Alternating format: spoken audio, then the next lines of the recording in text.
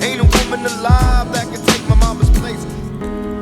Liefste mama, je doet zo je best. Laat je niet demotiveren door het geroep van de rest. Je zit goed bezig, soms overgevoelig als stress. Maar je hebt geen reden, je doet alles goed en hebt recht. Dus liefste mama, je doet zo je best. Laat je niet demotiveren door het geroep van de rest. Je zit goed bezig, soms overgevoelig als stress. Maar je hebt geen reden, je doet alles goed en hebt recht. Liefste mama, hoe is het met je houden met de stress? Zo gefocust op de rol van moeder dat je soms binnen steekt. Heel je leven is veranderd sinds de dag van de geboorte. Je dagen hebben meer kleuren kregen, maar er zijn ook zwarte. De nachten veel te kort, de dagen soms oneindig. Zoveel twijfels en vragen dat het je pijn heeft. Te weinig kun er je echt hebben. Ze kunnen er zijn voor je in alle begrip, maar niemand kan je zorgen en het twijfel wegsmijten. Je zit verbonden met je baby, zelfs zonder navelstreng. Het liefst van ons is s'avonds je baby in eigen kamer en maar dat wordt afgeraden.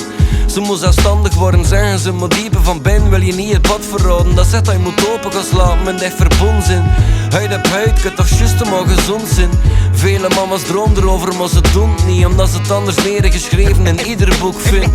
Borstvoeding is het beste dat je kan geven, maar niet iedereen kan er voldoende produceren. Dat is jammer, maar de intentie uit de boven, dan de stress maar niet te veel, want anders word je weer overmand. Door gevoelens, want mama zijn is niet makkelijk. Je voelt je soms zo onbekwaam en belachelijk. Je wilt alleen het beste kunnen geven en dat is echt goed, maar je kunt het leven niet als aan alles perfect doen. Liefste mama, je doet zo je best. Laat je niet demotiveren door het geroep van de rest. Je zit goed bezig, soms overgevoelig als stress. Maar je hebt geen reden, je doet alles goed en hebt recht. Dus liefste mama, je doet zo je best. Laat je niet demotiveren door het geroep van de rest. Je zit goed bezig, soms overgevoelig als stress. Maar je hebt geen reden, je doet alles goed en hebt recht.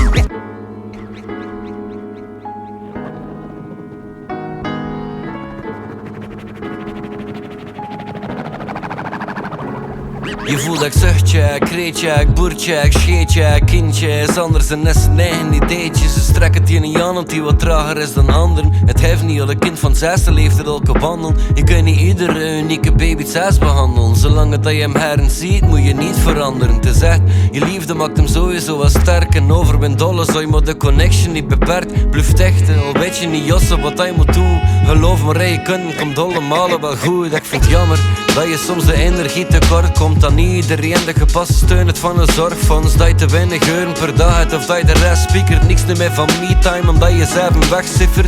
Liefste mama, je zit er net te held. Weet je, af en toe is het hemels, maar af en toe ook een helsritje. Het is niet makkelijk, alles is ook nog nieuw voor je. Maar volg gewoon in je hart mama, want niet moet je het niet van binnen voelt. Je ziet geboren voor een mama te zijn. Al op je soms een keer verloren, kom het al wel even poortjes terecht. Echt, dat meen ik. Maar voel je je soms eenzaam, zie verre van alleen. Want vanaf nu zie je de lieder van de pack. En je kindje gaat floreren, en mijn liefde voor hem met dus.